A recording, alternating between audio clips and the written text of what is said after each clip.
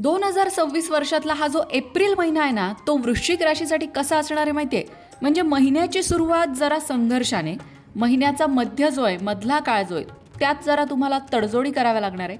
पण महिन्याचा शेवट मात्र तुम्हाला प्रगतीकडे घेऊन जाणारा असणार आहे. म्हणजे अगदी थोडक्यात सांगायचं तर हा एप्रिल महिना एखाद्या पिक्चरच्या स्टोरीसारखा वाटू शकतो. म्हणजे सुरुवातीला संघर्ष, मग तडजोड आणि शेवटी यश, असा काहीसा हा महिना तुमच्यासाठी ठरू शकतो.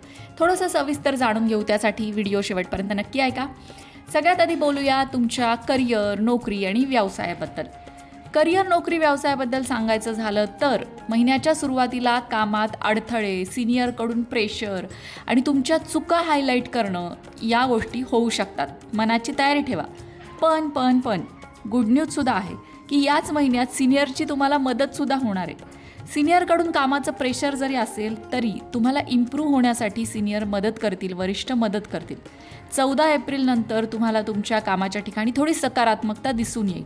कारण सुरुवात अशी थोडी अडथळ्यांनी झाल्यामुळे तुमचं मन थोडंसं उदास होईल, पण 14 एप्रिल नंतर काळ बदलेल. जॉब करणाऱ्यांसाठी एप्रिलचा अर्धा महिना हा प्रगती आणि प्रमोशनच्या संधी घेऊन येऊ शकतो. बिझनेससाठी हा काळ थोडासा डिफिकल्ट म्हणू शकतो. फारशा मनासारख्या घटना घडणार नाहीत. कुठलंही डिसिजन घेताना काळजीपूर्वक मात्र घ्यावे लागतील. आता बोलूया पैशांच्या स्थितीबद्दल, आर्थिक स्थितीबद्दल. अचानक एखादा खर्च येऊ शकतो, त्यामुळे सुरुवातीपासून सेव्हिंगकडे लक्ष द्यावं. कारण जे अचानक खर्च आहेत तिथे तुम्हाला हात आखडता घेऊन चालणार नाही, ते आवश्यक असतील. त्यामुळे तुम्ही सुरुवातीलाच जरा प्लॅनिंग केलं तर तुम्हाला पुढे जाऊन त्रास होणार नाही. लोन म्हणा किंवा फायनान्शियल हेल्प तुम्हाला हवी असेल तर ती मिळू शकते. ॲव्हरेजपेक्षा थोडंसं फायनान्शियल कंडिशन बेटर करणारा हा महिना आपण म्हणू शकतो. प्रेमसंबंधांबद्दल बोलायचं झालं तर सुरुवातीला तुमच्या नात्यात थोडासा गैरसमज तुम्हाला वाटू शकतो किंवा इमोशनली तुम्ही खूप एकमेकांपासून दूर जाताय असं सुद्धा वाटू शकतं. पण या महिन्याच्या मध्यामध्ये तुमची बॉन्डिंग वाढेल, अटॅचमेंट वाढेल. त्यासाठी योग्य संवाद मात्र साधायचा आहे.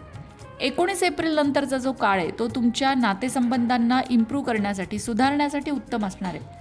फक्त नात्यातले जे टेन्शन आहेत ते कमी करण्याचा प्रयत्न करा. स्वतःच्या इगोमध्ये येऊन, अहंकारात येऊन ते वाढवू नका. घरामध्ये टेन्शनची गोष्ट म्हणजे काही जुने मुद्दे पुन्हा उकरले जाऊ शकतात आणि त्यावर चर्चा होऊ शकते. आता झाल्या गेल्या गोष्टी द्या ना सोडून, किती डोक्यात ठेवणार आहात? वृश्चिक राशीच्या लोकांचं हे फार असतं, सोडतच नाहीत एखादा मुद्दा धरला की. आणि जोपर्यंत समोरच्याला नामोहरम करत नाही किंवा समोरचा हरलाय असं यांना वाटत नाही, तोपर्यंत हे काय माघार घेत नाही.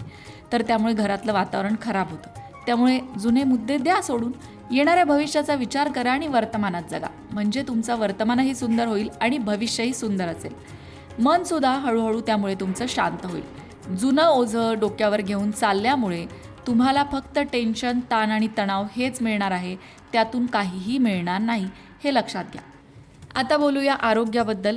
आरोग्याची थोडीशी काळजी तुम्हाला या महिन्यात घ्यावी लागेल. कारण की कामात जे सुरुवातीला अडथळे येणार आहे त्यामुळे तुम्हाला तणाव, थकवा जाणवू शकतो आणि एनर्जी कमी वाटू शकते. त्यासाठी भरपूर नारळ पाणी प्या. उन्हाळ्याचे दिवस आहेत, भरपूर फळं खा. सगळ्यात महत्त्वाचं म्हणजे शरीरात पाण्याची कमतरता होऊ देऊ नका. आठवणीने कमीत कमी दिवसाला 3 लिटर पाणी तरी पिलंच पाहिजे असं डायटिशियन सांगत असतात. लवकरच आपण एक नवीन व्हिडिओ, नवीन पॉडकास्ट घेऊन येणार आहोत, ज्यामध्ये उपवास कसे करायचे किंवा उपवासाच्या दिवशी आपण कशा पद्धतीने आहार ठेवायला हवा या संदर्भात त्या पॉडकास्टमध्ये मार्गदर्शन करणार आहोत. तर तुम्हाला त्या संदर्भात काही प्रश्न असतील तर तुम्ही कमेंट बॉक्समध्ये नक्की विचारा. म्हणजे तुमचे प्रश्नसुद्धा आपण त्या पॉडकास्टमध्ये नक्की घेऊ.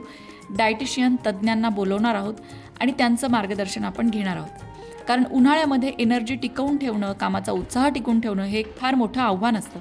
ते तुम्हाला या महिन्यात जाणवू शकतं आणि त्यासाठी तुम्हाला आमचा हा पॉडकास्ट मदत करू शकतो. तेव्हा तुमच्या शंका कमेंट बॉक्समध्ये नक्की विचारा. पण 14 एप्रिल नंतर तुमची हेल्थ सुधारणार आहे, इम्युनिटी वाढणार आहे. डाएट आणि एक्सरसाइज इग्नोर करू नका. त्याचबरोबर एज्युकेशन, शिक्षणाच्या बाबतीत बोलायचं झालं तर विद्यार्थ्यांचा फोकस थोडासा कमी वाटेल. सातत्य विद्यार्थ्यांना राखावं लागेल त्यांच्या अभ्यासामध्ये, तरच रिझल्ट चांगला मिळेल. एकंदरीतच हा महिना तुमच्यासाठी अंतर्बाह्य बदलण्याचा असणार आहे.